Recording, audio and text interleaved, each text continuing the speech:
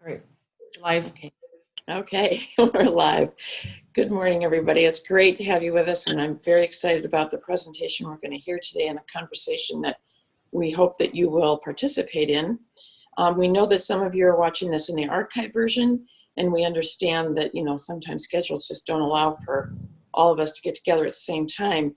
But knowing that we can watch this and that we will be together next month in Mount Pleasant, that really kind of helps us to launch some of the other conversations that we'll have when we're face-to-face together. I will be introducing Chris Davidson, who will make the superintendent up in Calumet. And I look forward to his making other introductions from there. But I just wanted to just kind of start out because, as I was saying prior to our recording this, Vern, when I looked on the website and saw this headline of capturing a kid's heart, that's kind of the way to educate them. I will never forget my grandmother was a kindergarten teacher. And when I started teaching, she said to me, Marcia, the most important thing is to get those kids eaten out of your hand. You can get them eaten out of your hand, you've captured them and you can teach them. And that's kind of the same thing that you're saying, just really engage them. So I thought of her this morning as I heard that, and I love your approach. So Chris Davidson, it's all yours. All right, thanks, Marcia. So real quick, just who we're joined with, Chris Davidson, superintendent of CLK schools. And then with me is our principal at our alternative high school, Joel Osceola. And also not physically with us, but on the call with us is Vern Hazard, who is our regional, director with Capturing Kids' Heart. So, I appreciate the opportunity. We'll try to keep this within a reasonable amount of time. So if there's questions, we can get to those and give you some answers. Real quick, I'll back up just to give a little district overview. Hopefully you'll find it beneficial.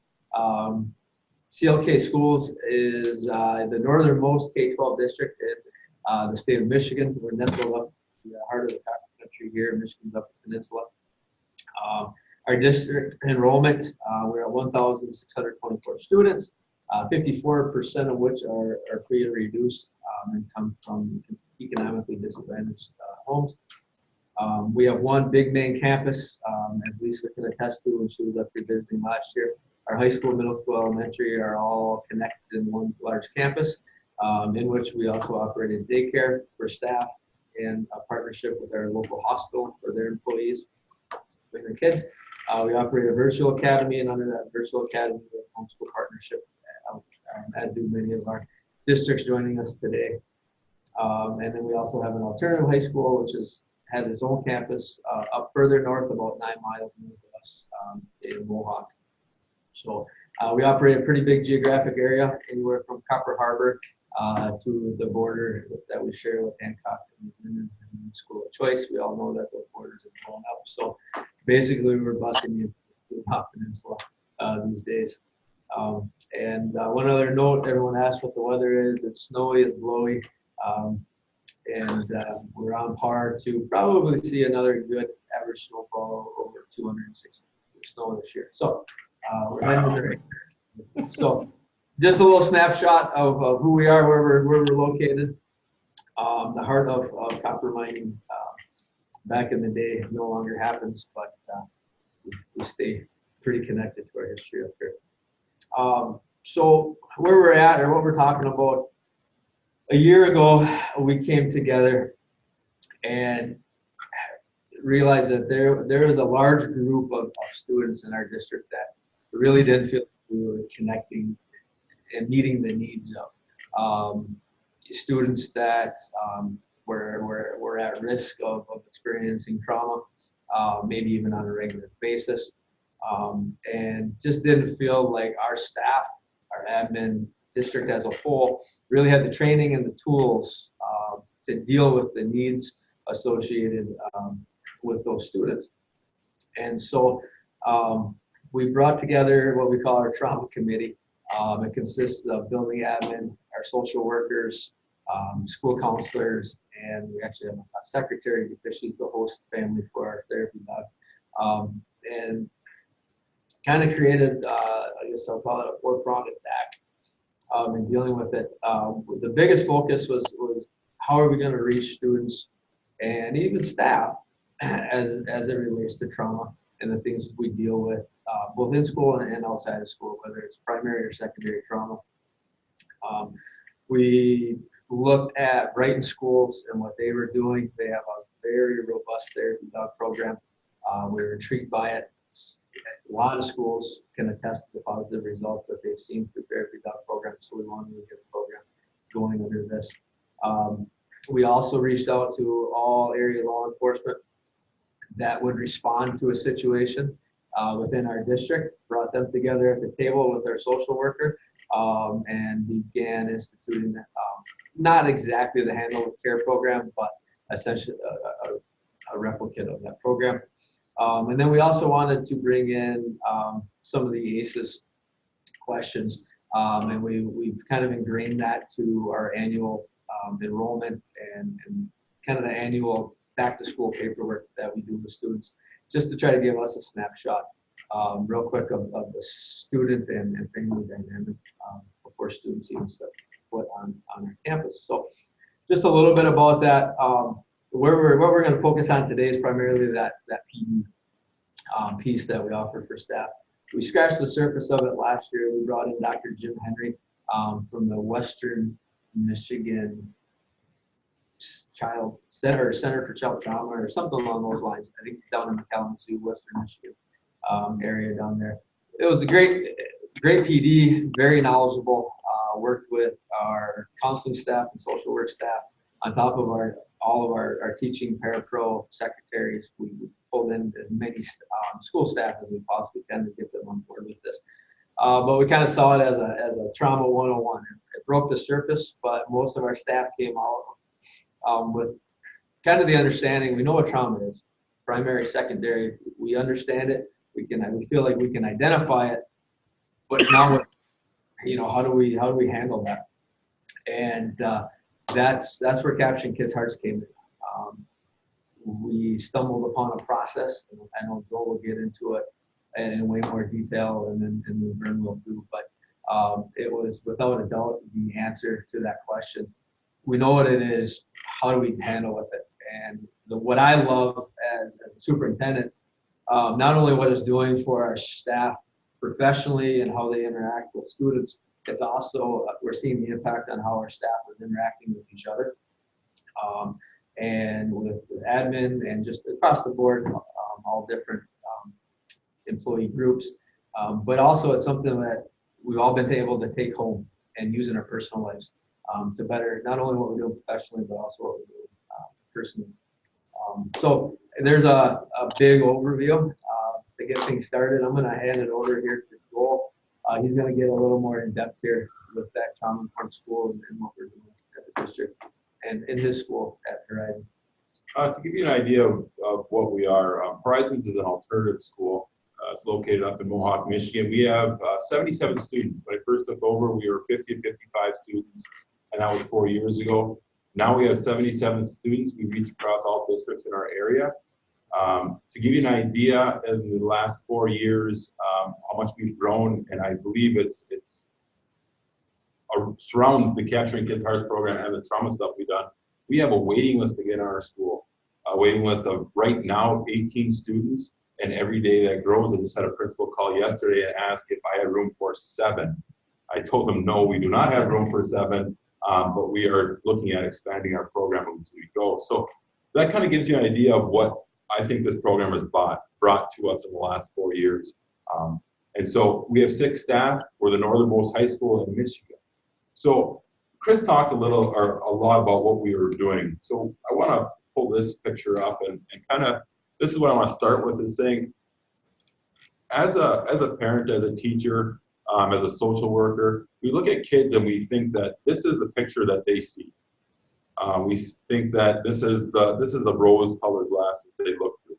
So we're looking at this picture and saying, this is kind of the normal.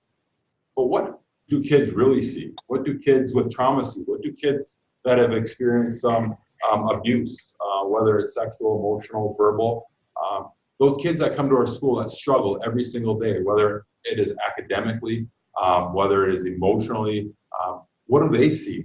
And so we started looking at that and saying, well, do they look at the world and maybe see this? Do they look at us as teachers and see this? We want them to see us as this. But unfortunately, this is what they are seeing.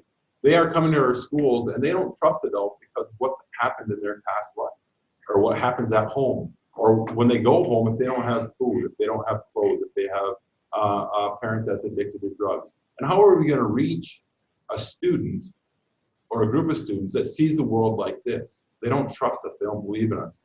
And how do we reach them academically? In the past, I think that we just ignored that picture and we said this, and we are going to reach our kids academically. No matter what, my job is to teach, and I'm going to teach. I'm going to stand up here and teach algebra. I'm going to teach social studies and that's my job. And we were going to leave it at that. And the kids that saw the world like this, we could not reach. We could not reach. And you can see that in our discipline referrals. You can see that in our social worker referrals. You can see that in our counselor referrals. You can see that on a day-to-day basis, but we chose to ignore that in the past. Just like we chose to ignore that smoking caused cancer. I mean, not so many years ago, you could smoke in hospitals. Think about that. Our social worker talked to his mother and said after he was born, while Darren was in the room, his mom had a cigarette in the hospital after birth. Think about that. Why don't we do that anymore? What is the reason we don't smoke in school? What is the reason that we concentrate on reducing smoking? Because we know it causes cancer. We know it causes issues, right? Well, now we know that trauma causes problems. We know that trauma causes issues. We know that trauma causes increase in at-risk behaviors, alcoholism, and depression and suicide. And so what are we going to do about that? How are we going to bring that to the forefront? And I was lucky enough to go to one of Vern Hazard's first presentations in our area with Capturing Kids' Hearts, and I was blown away. It was absolutely amazing.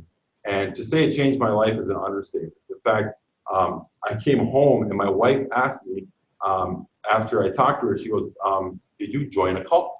What's going on? Why are you acting this way? I'm a very talkative, very jovial person. I like to communicate, but I was probably ignoring that underlining stuff with even my own children. You know, do your stuff. This is why you have to do it, and ignoring why they were behaving like they were. No, you're not going to have a breakdown in Walmart. You're going to do what I tell you to do, and not actually truly addressing why they're having that breakdown. And so what we did at Horizons, and now we're going to switch gears a little bit and kind of talk about what we're doing and why we did this. When I first joined Horizons, I was probably more of the dictator type principal. And that was probably an understatement. Is if I would see something in the hallway, I would immediately respond to it. I'd respond to it by normally saying, you know, what the heck do you think you're doing? We don't do that here. Get to class. Not realizing that maybe that kid needs to be in the hallway for whatever reason. Not looking at what happened to that child that morning, or the night before, or the week before, or the month before. I was only looking at how it was affecting me. And I was looking at it as they were disrespecting me, instead of saying, that student is going through some trauma, that student is going through something. So thanks to Vern Hazard, the Flippin' Group, and Capturing Kids' Hearts, I was able to start looking at it as a different way. They aren't there to disrespect. Their behavior is simply communication. And their communication is saying help. They're not throwing paper airplanes in the hallway because they want to disrespect me. That is not what they're doing. They're not telling a teacher to F off or jump in a lake or yelling because they don't like the teacher. They're doing it because of something that they're struggling with internally, and they're verbalizing that, and that is their communication. And so through this process, we started looking at how are we going to reach these students, and what did that student go through? What has that student experienced? And so some of the things we started doing and going through Capturing Kids' Hearts is, let's meet the kids when they first come in. Let's talk to the kids when they first come in. They get a temperature to see what they're like, to see what they're going through. Are they depressed that day? Are they smiling? Are they anxious? Are they crabby? What's going on? So we started meeting our students as soon as they come off the bus. And that alone was a huge improvement in our school culture. We got to see and intervene in students that looked depressed, that looked crabby, that looked like they didn't want to be there that day. We also got to see the kids that looked disheveled or maybe didn't have the clothes on or the hat or the gloves. And if you look outside today, and you can't because obviously you can't put the camera, but if you looked outside today, you would wonder why a kid didn't have a hat and gloves on. It's freezing outside. But yet, when our kids come off the bus today, there will be kids without hats and gloves because they can't afford it. And so that's how we're going to try and reach them. So right off the bat, we meet them right away in the morning and say, how are you doing? We shake their hands web to web, and we're not afraid of germs because now I got a sanitizer dispenser put up right in the entryway there so we can wash our hands afterwards. But the big thing is that contact, that hey, we are here for you, that reassurance every morning they come here, no matter what, we are there for them. And we don't ask them, why weren't you here yesterday? Why don't you have a hat on? What? No, we say, nice to see you.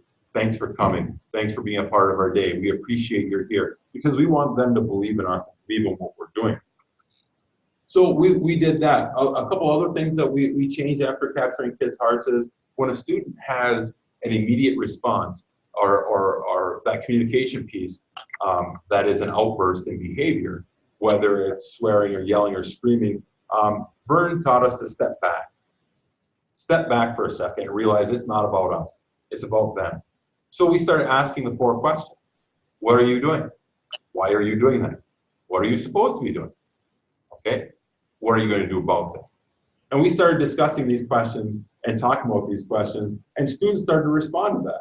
And to give you an idea of those, how we do that, is you can see that this is our typical classroom.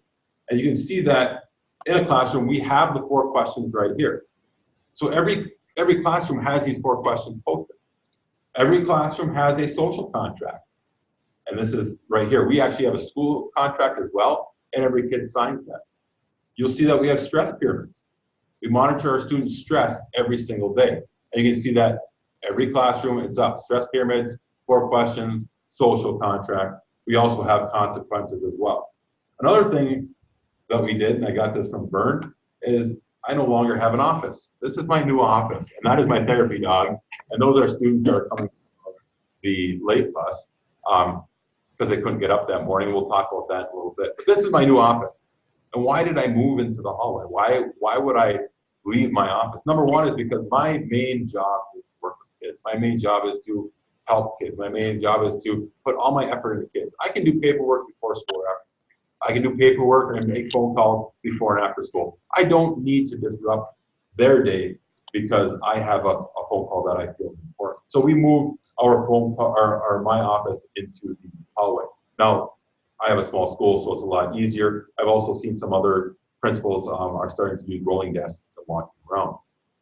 The key to this is when a kid leaves the classroom for whatever reason, I get to see them immediately.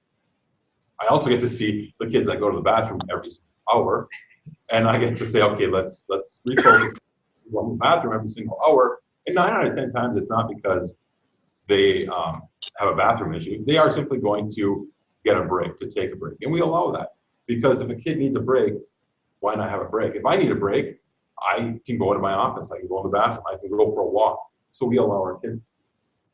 So some of the things that we saw before, 4 years ago, is we saw kids swearing, kids yelling, kids kicking lockers. We saw kids that we actually had to call 911 for and bring them to our school to remove the student because they were having some sort of breakdown. Bring them to the hospital. We've had students with threatening. We had students that were bringing drugs to school, and every school has this, and it's not uncommon. As much as we'd like to say, no, our school doesn't have that problem, it does. I taught in other schools as well, so I know that this goes around in our area. Now I can tell you that last year, our school was completely drug-free, and I know it was completely drug-free is because I'm going to show this here for a second. It was completely drug-free because I got to do this. And is it sharing? Oh, there's a delay there, so it's going to take a second. Why did it stop sharing? you know why I stopped sharing? Anybody? No? Okay. Can you minimize your presentation? It's like it froze on that. I think it's froze on that, yes. Well, that's all right. See if I change here. No, that goes there. Well, that's okay. So the reason I can see, I know that we were drug-free is because I was approached by one of our local deputies, and he said that, I want to talk to your students. And I said, okay, come in and talk to our students. That's a good thing, right? That they have communication with police. And that deputy, unbeknownst to me, he brought his drug dog, and he brings his drug dog to school quite often. But he told the students, without telling me, that if you keep this school drug-free for a year, I will let Mr. Osla be attacked by my dog in a suit. I wish I could show you the video because it's quite a 5 years ago, I would have never done that for my students. There is no way I would have let a dog, and this is a big dog, attack me. Because it was like, why would I let a dog attack me for my students? That makes no sense, right? And the students loved it. I mean, this was inspiration. The students made calendars for me, the countdown, pictures all over the school of dogs biting people. I mean, it was absolutely frightening and awesome at the same time. Every day I was reminded that I'm going to be bit by a dog. But we came together around a common thing to get drugs out of our school, right? But 4 years ago, I would have never done that because it wasn't about the kids. It was about me. It was about what I was doing. And I was so wrapped up in them, they're disrespecting when they do the behavior that I wasn't looking at them as actual the students that I look at them as now. And so, yes, we kept it drug-free. The dog attacked me. The kids had a blast. I was black and blue on my arms. Those dog suits do not protect the bruises. I'm telling you that right now. The pain is real. So why would I do that? Why would I step out of that? Is because I want to reach my students. And that was a way to reach those students. And thanks to Vern for showing me that sometimes we got to step out of our comfort zone. Sometimes we got to be out there and put our heart on the sleeve to show our kids that we are there for them, that we believe in them, that we trust them. And this is a big part of this. A couple other things we have done in our school is every single day, we monitor stress levels. And this is an example of the stress levels we take. So we set our school up now, because of Vern, we set our schools up and said, okay, what are we going to do every single morning and at the end of the day to make sure our schools have a positive encounter with each other and with our staff? So we're meeting them at the door. Well, we wanted to have a launch, and Capturing Kids' Hearts talks about launches, right? We want to launch them off for the day positively, so they're looking at the day positively. So we set up a mentor hour for the first 10 minutes of school, and we track student stress levels. And we track every single day. We actually talk about stress levels. We talk about what the students are going through. We talk about if they're at an 8, what do they do if they're at 8? If they're at a 9, what do they do for a 9? We actually have it broken down, as you can see from the pyramid that's going to pop up here. It tells you if you're at a 1 or 2, you're good. Go and talk to another student, help somebody out. If you're at a 3 or 4, talk to a teacher, or 5, talk to a teacher. 6 or 7, talk to a teacher, talk to a counselor, talk to somebody, right? 8, 9, and 10, you go see Mr. Oscar immediately. Don't worry about your academics, because if you're at an 8, 9, or 10, you're not going to focus on math, you're not going to focus on algebra, you're not going to focus on these things. So that's what we implemented, and I'm going to tell you it's been a success. We also do it at the end of the day because we want to launch our students out of school so they feel good about the day, they feel good about what's going on, and they're willing to come back to us and gift us with their presence in the morning. So those are some things we did. To wrap it up a little bit, what have we seen, and is this successful? Is the Capturing Kids' Hearts doing what we thought it would do? And I can attest that it has. It is done that and more. This is kind of what we've seen. Attendance rates have increased, and this is last year. Our attendance increased 5%. Can you imagine if I told you just that? I can promise you an increase in attendance by going through a program. You would jump at it. It's a no-brainer. If I can get 5% more of my kids in school on a regular basis, I can teach them. My test scores are going to improve. All my levels are going to improve. My state appearance is going to improve. Right? The big thing is, the huge thing for me is 52% reduction in discipline referrals within a year.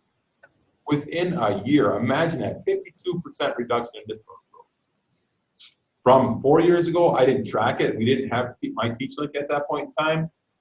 Wasn't able to track that. So now I am able to track that with my TeachLink, and I can tell you that 52% reduction in referrals, a 50% reduction in suspensions. We went from 14 suspensions to 7 suspensions. And that's unbelievable. Classes passed was a slight increase, but a slight increase is better than no increase. It was actually 7% increase in classes passed. We also formed a common language. We talk about launches. We talk about the 4 questions. Every student knows the 4 questions. Every student now knows the consequences. If you do not follow through after we ask the 4 questions, you are choosing to behave your way out of the classroom. You are choosing to behave your way into a detention. You are choosing your way into a suspension. So we are still saying that kids do have suspension. They do have detentions. There are still issues. We're not going to say every issue is going to go away, but we are saying it's a reduction, and now the kids realize that I can stop what I'm doing. I can get back on track. I can choose to do that, or I can choose the consequences of my action. And once we start that 4 questions, they know right away that there is going to be a choice coming up, and they can make that choice. The other thing we had is we have a decrease in our average stress level. Since we did this last year, we started at 4.8, we dropped down to 3.6. This year, I am happy to announce that we are down to 2.8 average stress level throughout our school. This includes teachers. Our teachers also report stress levels. And when your teachers report stress levels, you can see that when your teacher reports a 5 or 6, there's going to be discipline issues in that classroom because that teacher is stressed. So if I see a teacher reporting a 5 or 6, I immediately go out and talk to that teacher. What's going on? How can I help you? How can I be assistant to you? 9 out of 10 times it has nothing to do with school, but just the comfort of me going down and talking to them, or another teacher going down and talking to them, a colleague is huge, and it reduces the stress level. So our teacher stress levels have also decreased as well. Some of the other things that we have seen that I haven't had on there is we have students, and we have a student come off the bus. This is the beginning of the year, and you're gonna have to excuse my language, but I want you to know what we are dealing with as an alternate school. The student came off the bus and came up and yelled, "I'm at an F in 10. I'm at an F in 10." Okay. Well, 4 years ago, 5 years ago, 6 years ago, I wouldn't have focused on I'm at a 10. I would have focused on that F word. And I immediately pulled that kid in my office, probably yelled at him, not probably, I would have yelled at him. I would have most likely belittled him, and not intentionally, but now through Capturing Kids' Hearts, it is belittling that kid in front of everybody. And I would have lost that kid. I would have lost any chance to help that kid. This kid comes off the bus and tells me I'm at an F in 10. All right, let's go to my office, let's talk. I didn't blow up, I didn't yell, I didn't scream, because it's not about me. It's not about the other teachers, it's about that student. We come down, it turns out that student, unbeknownst to me, this was a Monday, that student went home on Friday, his mom went out on a binge, a drink. She was out all night Friday, all night Saturday, and came home Sunday. So that student has 2 little kids at home, a 5-year-old and a 7-year-old. This student is 18 years old, turning 19 now.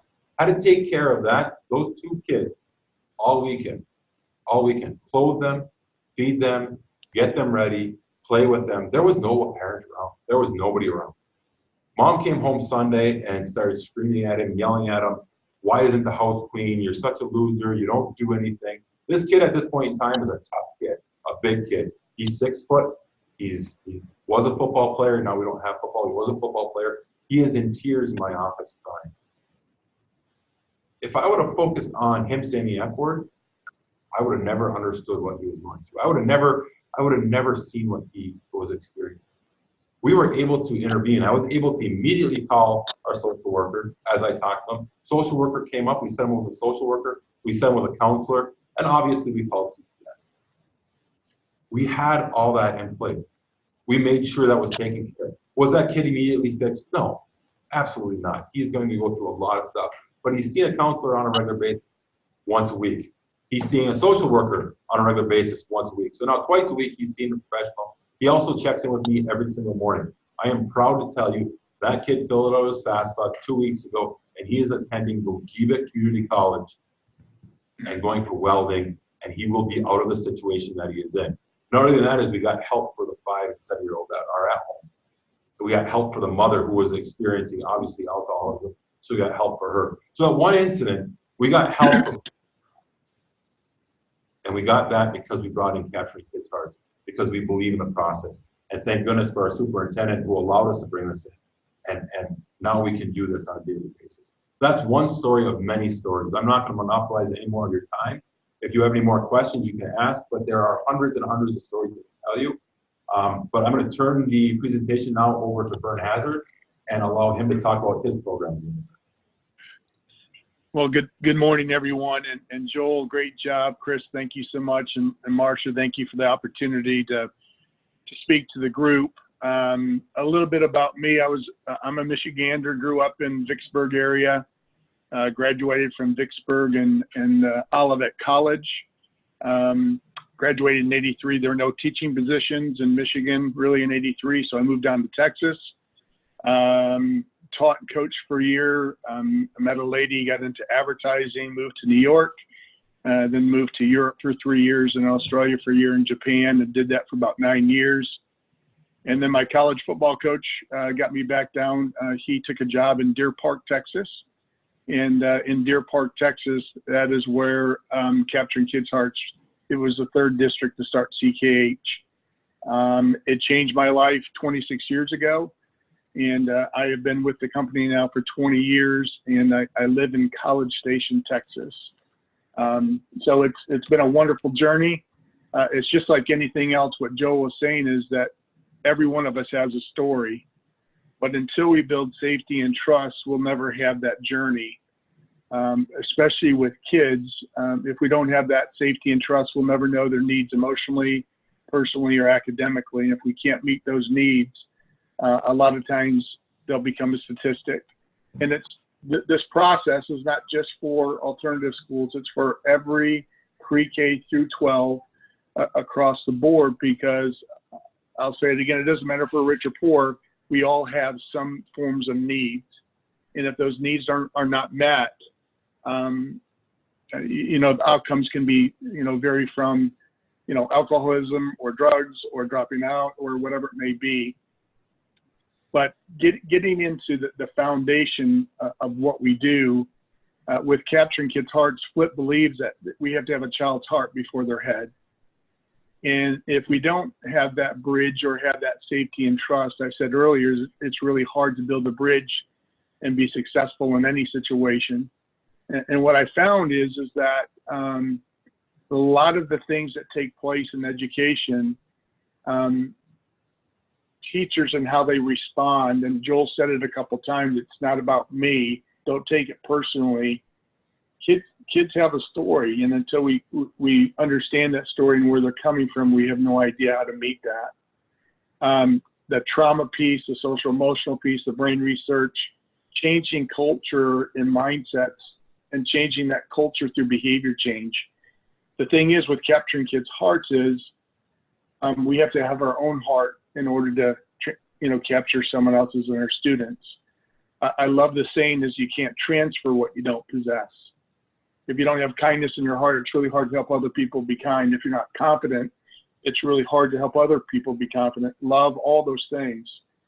Capturing Kids' Hearts made me realize, and Flip made me realize, there's a lot of people out there. Great leaders have the ability to bring out greatness in people that they don't see greatness in themselves, and then have that ability to bring it out where they, what we like to say is to create multipliers within an organization.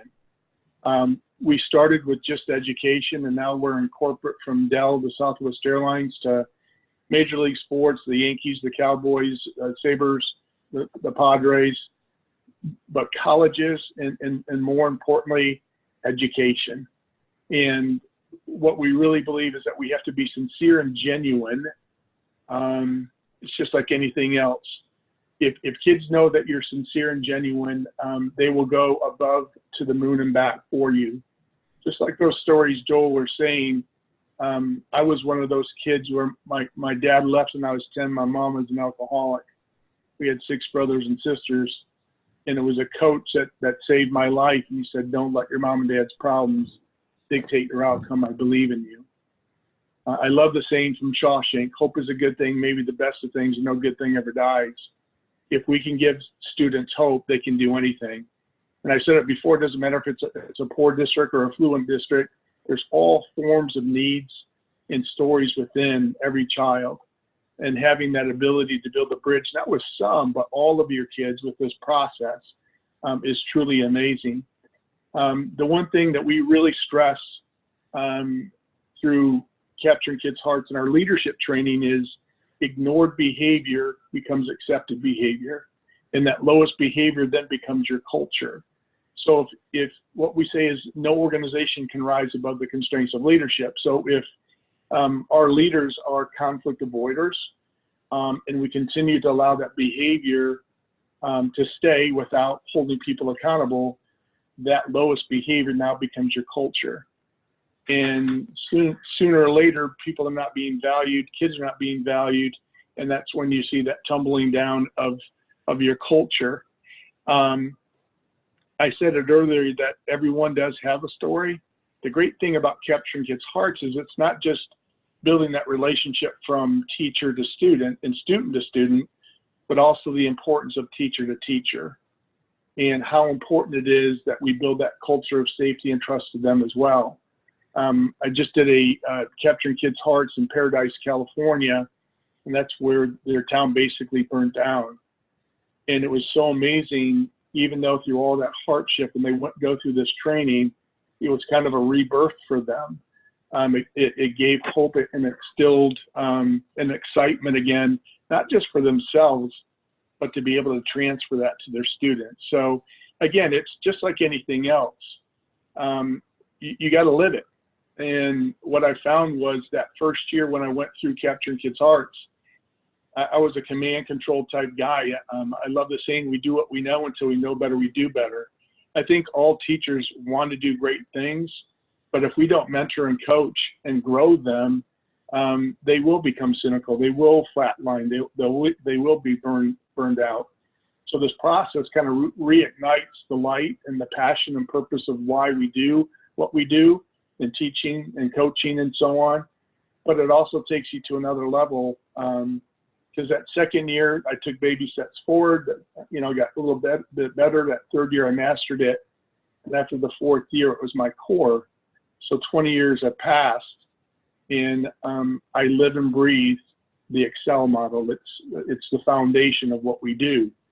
And just very simply with the Excel is that I'm meeting and greeting my kids at the door, but I'm also, meeting and greeting them in an email, a phone call, just building that safety and trust. And instead of going straight to communicate, we have to find the needs before we communicate. And if we don't, we miss out a lot of things, not just in education, but our personal lives. The explore pieces, I'm finding out where they're coming from. What is their story?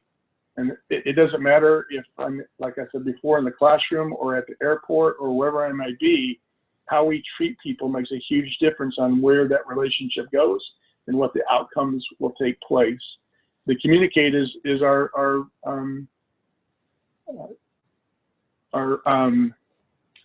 my mind just slipped here, what we teach.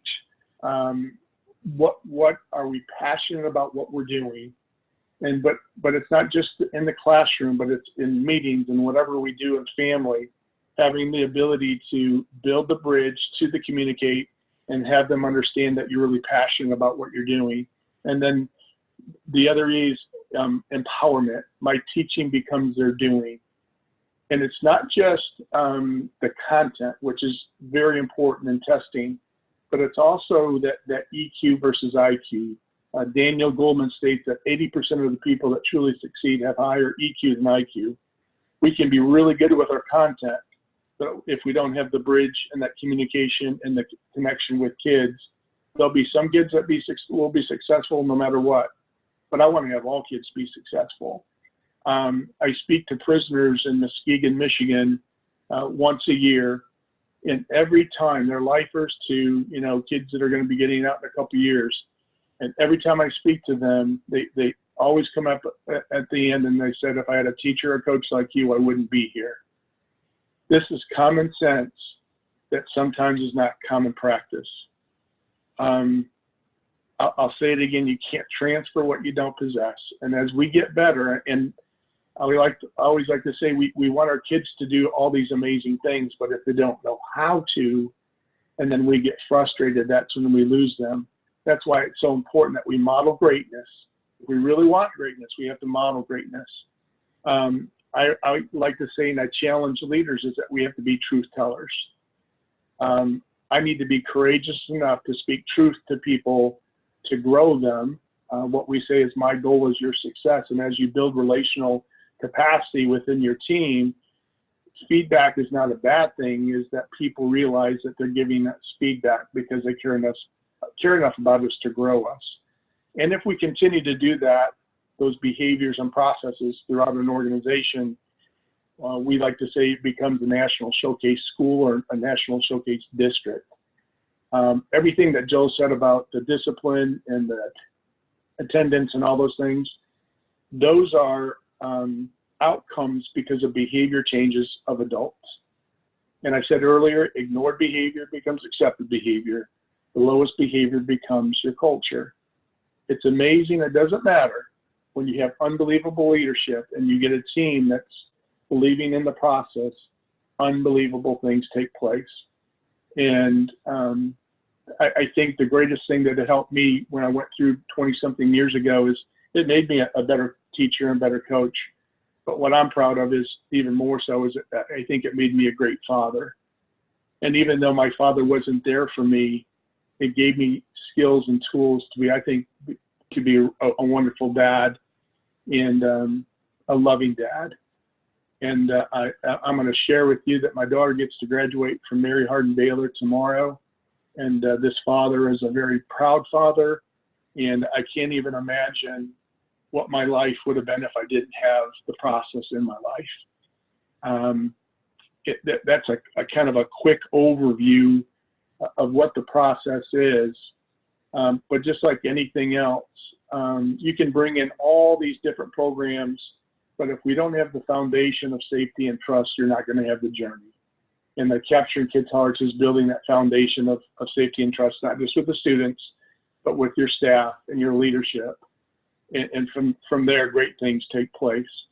Trying to express this over a phone call, I'm doing my best. But I always like to say is clarity is leadership's best friend. And when we do that, we bring greatness. So with that, Joel or Chris, do you have any questions, or would we like to open up for questions and answers? Yeah, I think we could open up with some questions if everybody has any questions or wants us to go in a different direction. I have a question. Joel, you know, I visited up there, and you guys at the time hadn't been doing Capturing Kids' Hearts yet, and you're doing great things in the alternative school at the time. But my question has to do with, now that you're doing this Capturing Kids' Hearts, how is that translating from the alternative school into the, you know, elementary, middle, high school, or is it? So what we've seen is, I think that we were the perfect test school for them. Mm-hmm. It was one of those things, a smaller environment, and I think that the belief was if we could get some traction, it would maybe get more buy-in. But what ended up happening is once the group came up here, the Capturing Kids came up here, and they started talking and they did the presentation, our staff throughout the high school, middle school, and elementary just immediately bought in. And it was, we had staff crying on each other's shoulders. We had, you know, people talking about what they're going to do. I mean, we were at hockey the other night, and Matt Hampton, who was our principal, came up to me and said, "Okay, stress pyramids, how are we going to get this? I have my kids meet. I have my teachers meeting the kids at the door, and this is awesome. When we're giving fist bumps or hugs or high lives, depending what the kid points to on the door, you know, because this is an elementary. But I also want to start looking at stress levels. So how are we going to do that? And so, you know, we're looking at that. It also opened up as we had a training yesterday, Processing Champions, which is the second part of Capturing Kids' Hearts. And we were talking about, as the elementary, we were with the elementary staff, we started talking about pride boards, putting up pride boards as students that go home and don't have a parent who puts their work up on the refrigerator at home, or, you know, gives them words of encouragement. We're going to start developing them in the middle school, elementary school, and Horizon. So it actually, what it did is it allowed our alternative school to become a leader, but also become part of the conversation and start saying, hey, if we can get these kids that weren't successful in regular school, if we can get them successful at an alternative school, why can't we transfer that back here? And I've been very fortunate in both my children. I have 3 children, and they all go here. And yesterday, or 2 days ago, I think 2 days ago, both my kids' teachers were in the Processing Champions presentation. So as a parent, I can say that it's been huge, as well as one of my boys is very excitable, to say the least. And his teacher going through this has changed a lot of things that she's done for him. They have alternative seating for him, where he can sit on bouncing balls and stuff like that, realizing that he's not a bad kid, he's a good kid, but he's just full of energy. And so they have him in different seating and stuff. So it's transferred extremely well. And I think that because of the program is so great and is so powerful, that buy-in is just amazing throughout our district. And even my brother, who teaches in the middle school, he'll tell you he is not, well, he's not about the fluff, we'll just put it that way, right? He is, I'm teaching this and that, and this is what it is. And he is completely bought in, and he's loving it. And he is talking about, you know, kids' emotions, and it's funny to hear, because I've never heard him talk like that my entire life. And so it has changed, and it has been phenomenal, and it's brought our alternative school into the conversation, and it's really transferred, I think, very well. I hope I answered your question. Very good. Yeah, one Great thing job, Joel. too, just from our middle school standpoint. So we had some larger scale issues in our middle school. It's a lot bigger than Horizons, but experiencing a lot of issues with behavior, and also issues with those at-risk students, in trying to get them in a position where they can be successful. And so they took Capturing Kids' Hearts along with my Blissey and the PBIS, and brought those 2 things together, meshed them, brought it in, and you know, they will say over and over again, this is by far the best year that they've ever had. And that's coming from my principal, who's been in that position for over 20 years. And discipline referrals are down. And now as we head in towards the home stretch of semester 1, you know, we'll start to take a look at how that's affected their academics and their attendance. But just from a disciplinary standpoint, it's been a complete game changer for them. And really was your implementation there.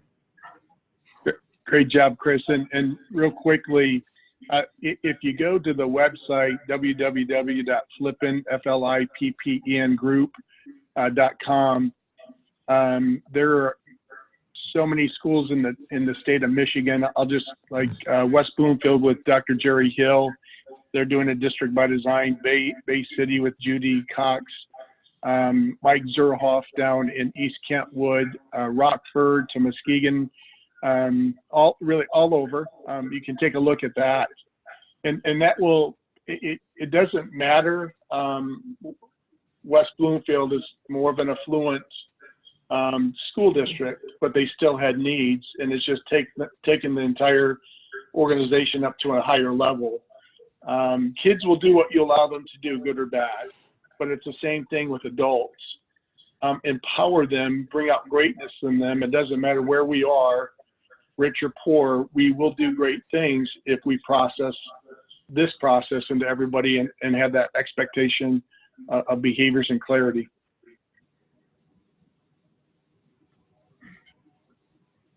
Any other questions?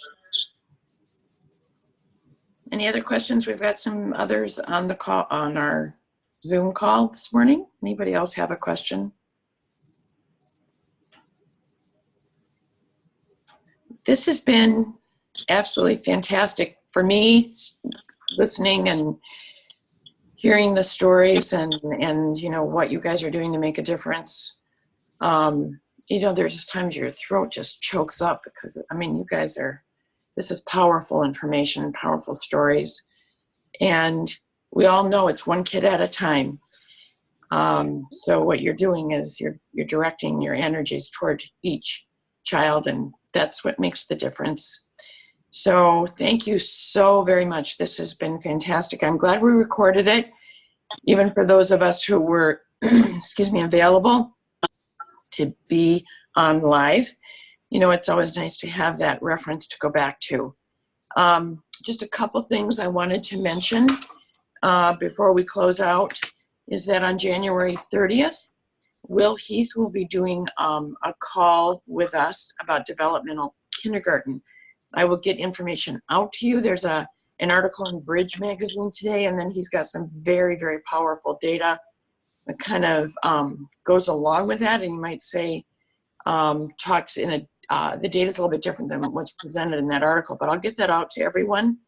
And then so January 30th at 9 a.m. and then March 6th at 9 a.m. Chris Wygant will be with us.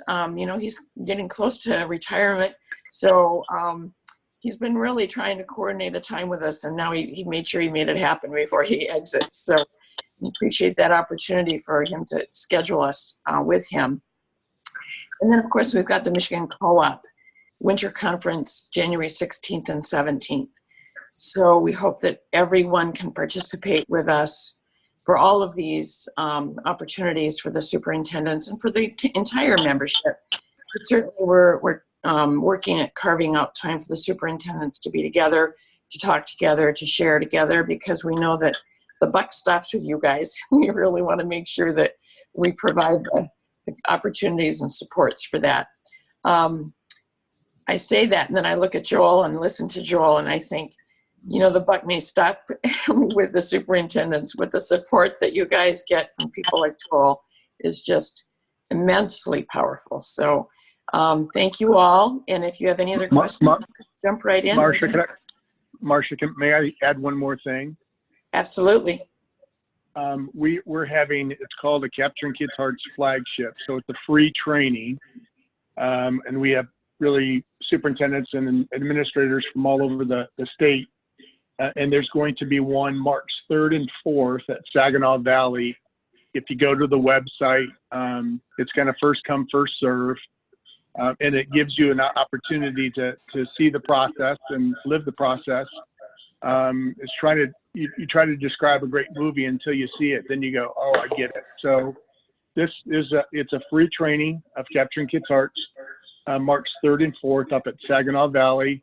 And then I just really want to say, Joel and Chris, I'm so proud of you, and thank you so much for what you're doing for kids. Thank you, Vern. Thank you, Vern. Thank you all. Thank you all. So we'll be in touch and look forward to the next opportunity to be together. Thanks. Happy holidays, everybody. Thanks, Marcia. Thank you. Yep. And making it happen.